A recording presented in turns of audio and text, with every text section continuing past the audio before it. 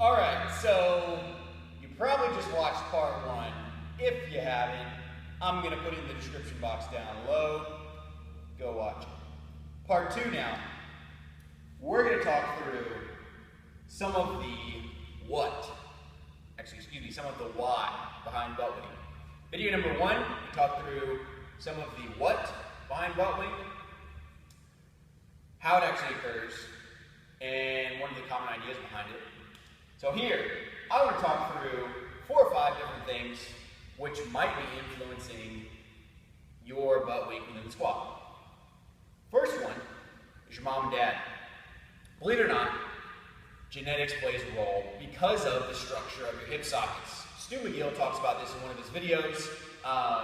Basically, those who are from certain backgrounds, specifically Celtic or Gaelic backgrounds, typically have deeper ball and socket joints, meaning the bone here connects into your hip with a ball and socket, and they have deeper structures where the ball fits more snugly into the socket and has more of an overlap between the rim of the socket and the ball or the head of your femur. Because of that, you may not be able to squat all the way to parallel or below parallel, but those individuals are typically much better at expressing rotational power within the transverse plane. Why are there so many Celtic and Gaelic individuals who just crushed the Highland Games or the Scottish Games?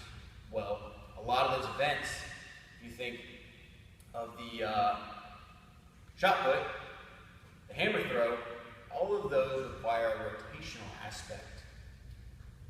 Because of that, they are very good at them and the shape of their hips. But, long story short is, you can't change the actual physical bony structure of your hips unless you want to go get surgery, in which case I would say squatting is way too important for you because you want to actually surgically alter your hips. Not worth it, bro. Now, second point. Perhaps it is simply a stability issue. What do I mean there? Well, maybe you lack the isometric control at certain points within the squat. So, if you are a typical Gold's Gym quarter squatter all of your life, you're probably not going to have much control over the range of motion at parallel and definitely not below parallel. Why? Well, range of motion is one of those things that takes time to develop, and if you don't use it, you lose it. Why? That's simply how the body works. It's going to be very mechanically efficient and get really good at rewiring the brain so that certain patterns become autonomous. You don't have to think about that.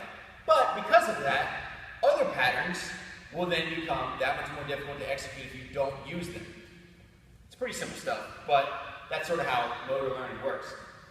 So, if you don't have the stability within the hip flexors and the glutes to maintain a rock bottom position of a squat and hang out here, or better yet, just a deep squat, then what may become the issue is you have to work on strengthening the hip flexors within certain ranges of motion.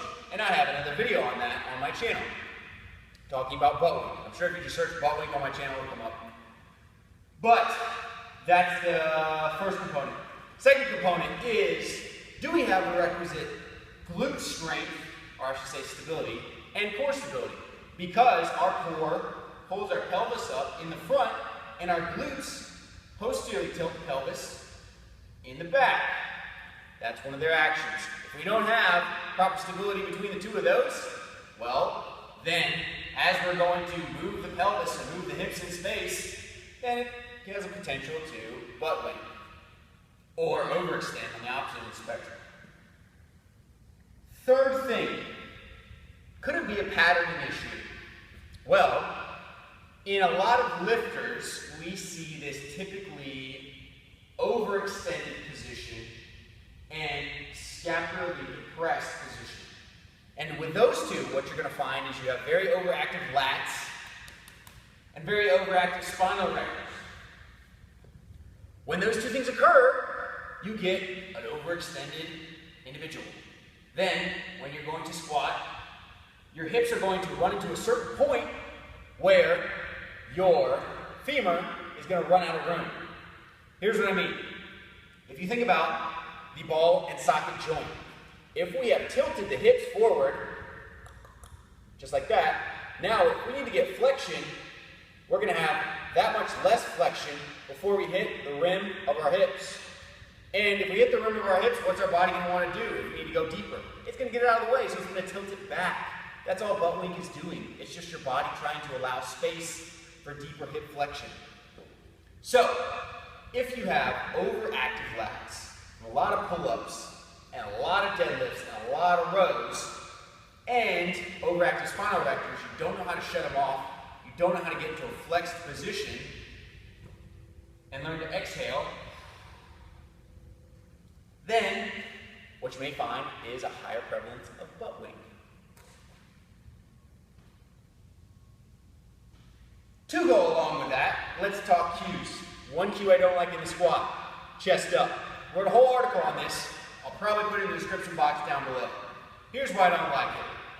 If you got longer femurs and you're constantly focused on being super upright in a squat, you're going to default into an overextended position. If you have longer femurs, you will need more forward lean or you will need a higher heel lift in order to remain upright. That is a simple fact of biomechanics. Why do all Olympic lifters squat with a heeled shoe? Well, because it helps them to be more upright so that they can catch cleans and they can catch snatches, and they can jerk in a very, very upright position. They figured this out a long time ago. But if we're focused on this chest up cue, what can happen? We can get this very pronounced rib flare, which is basically extending within one specific junction, your TL junction, right where your thoracic vertebra meets your lumbar vertebra.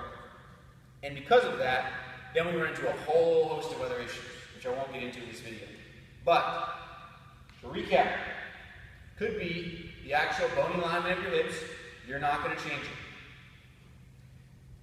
it. If, to go along with that, if you do continue to squat below parallel and you have these deeper hip sockets and you're getting this bone-on-bone contact, you can run into an issue called FAI, femoral acetabular impingement.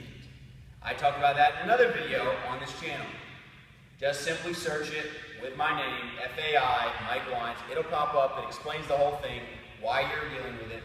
So, if you know, based upon the screens we're going to do, that it's your hips, don't continue to squat below 90. Move within that range of motion you can control. So like I said, genetics, stability, can we control the pelvis? Motor control or motor patterning, do we have an overactive set of lats and spinal erectors? Or are we just cueing ourselves into a bad position? So I'm going to link all that stuff below, and then we're going to part 3, you know what to do, head on over there.